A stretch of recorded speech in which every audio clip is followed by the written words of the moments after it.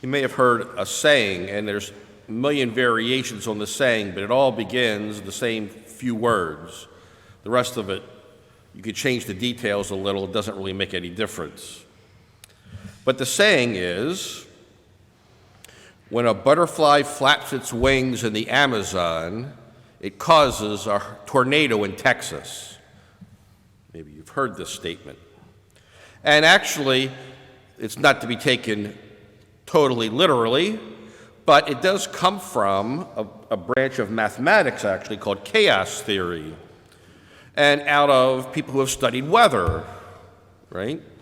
Because the weather, no matter how good the predictions are, is chaotic, right? You really can't predict the weather totally accurately.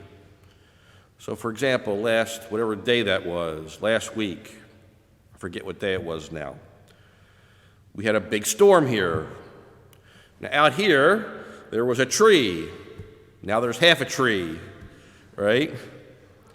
Because the weather could not predict that at that location, at that particular time, there would be a wind big enough to snap that tree in two, right?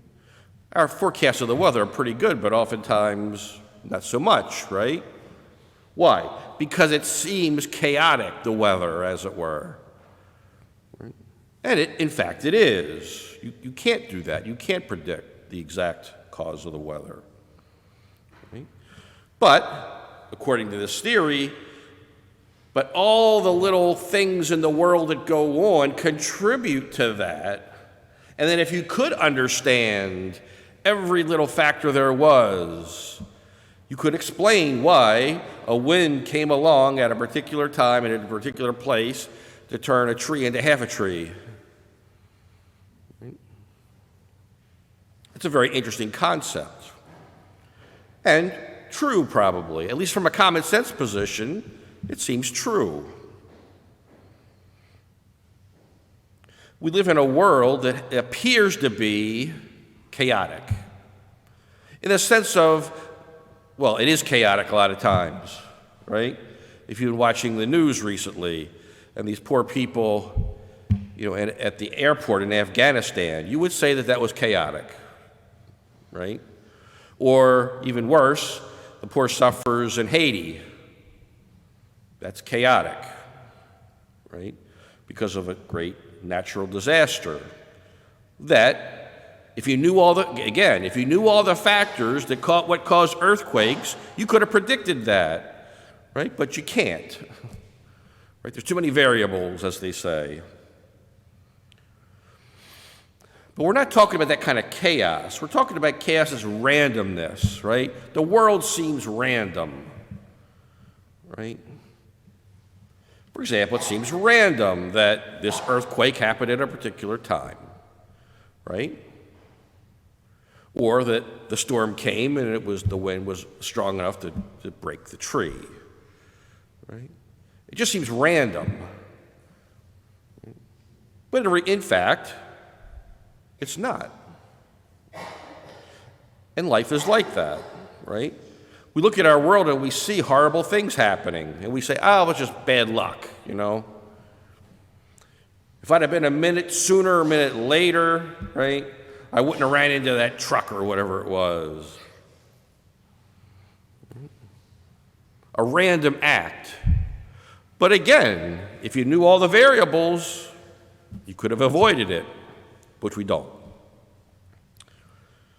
When we look at the world in a large sense, we see the same thing. We ask ourselves, and people have, and there was a famous book about this, which was very unsatisfactory in a certain sense, was why do bad things happen to good people, right? Because it does, right? Very nice people get sick. Very nice people drop dead. Very nice people have circumstances where they lose all their money, or their spouse takes off on them, or a kid betrays them, or whatever it is. I think this notion from chaos theory is very helpful in the sense of we know why these things happen, right? It's the cumulative effect of sin in the world, right? And it's not like it's not like the butterfly, right? It's not like, well, I ate a hamburger on Friday in Lent and therefore grandma died, right? No, that's not the point. Right? That's not the point. The point is that in a seemingly random world, those things that we do add up, and because of that, bad things happen. That's an incredibly important insight, right? That's a worthy thing to reflect upon. Why do bad things happen in the world? Because people do bad things. It seems very simple, doesn't it? Right?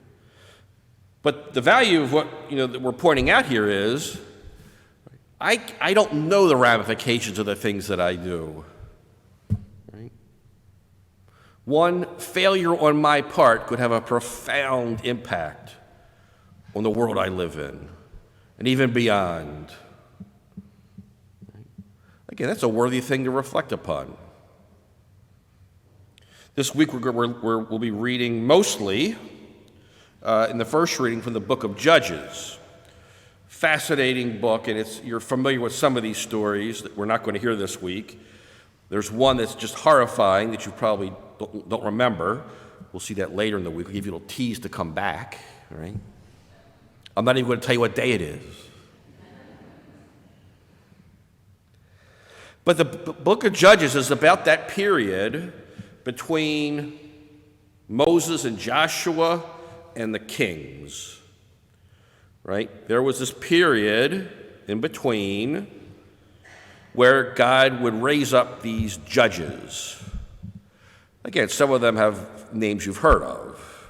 Judith, Samson, people like that.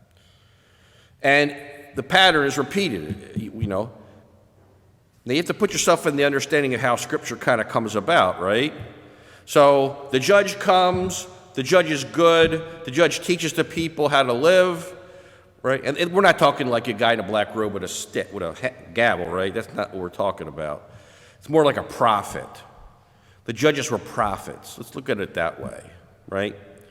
When people were attentive to the prophet, things went well. When the prophet died and there was no prophet, because they would come and go, right? One would die and there'd be a gap. When there was no prophet, what would they do? They'd go back to their old ways, worshiping false gods, worshiping idols. And then it would all fall apart, right? The author of this book was clearly kind of most aware of chaos theory.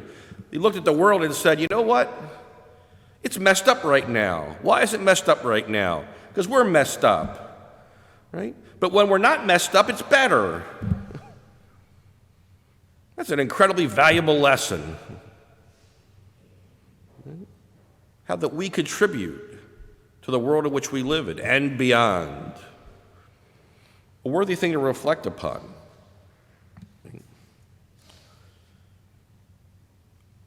I doubt if anybody here actively, you wouldn't be here today, right? I mean, you don't have little bowls at home, right? You don't have like unless you play bingo, you probably don't have like little idols. Do they play bingo anymore now because of the COVID? Hasn't come back yet? Probably not, right? If you've ever been to a bingo thing, you know what that's about though, right? But unless you're one of those people, you probably don't have little dolls at home that are idols that you pray to and say, well, if that God thing doesn't work out, I'm going to go to this one. Nobody does that today. But in a certain sense, we often do. We have our idols, right? And we've all got them, right? It can be other people, right? Oh, I'm going to promote this political candidate because if he or she gets elected, everything's going to be better. That never works out, does it?